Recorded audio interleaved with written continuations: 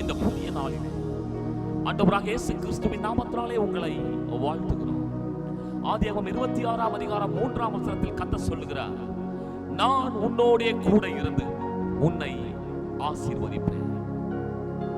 ஒரு காலத்திலே என்னை கை தூக்கி விட, எனக்கு உதவி செய்ய, எனக்கு ஆதரவாய் இருந்த எத்தனையோ நபர்கள் இருந்தார்கள். ஆனால் இன்றைக்கோ நான் தனித்து விடப்பட்டிருக்கிறேன், தனிமையில் இருக்கிறேன். யார் எனக்கு உதவி செய்வார்?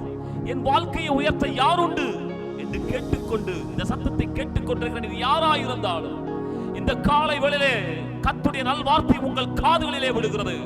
ஆண்டவர் சொல்லுகிறார், நான் உன்னோடே கூட இருந்து உன்னை ஆசீர்வதிப்பேன்.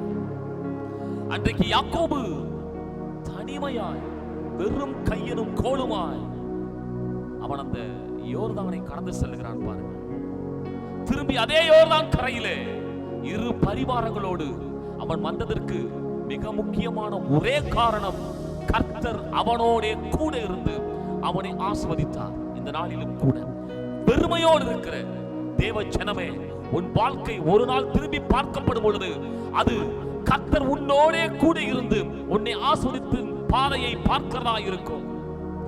அவர் உன்னோடு கூட இருந்து உன்னை ஆசீர்வதித்து உன்னை உயர்த்துவார். இந்த வார்த்தையை நம்புங்கள். இந்த வார்த்தையின்படியே கர்த்தர் உன்னை ஆசீர்வதிப்பாராக. ஆம்.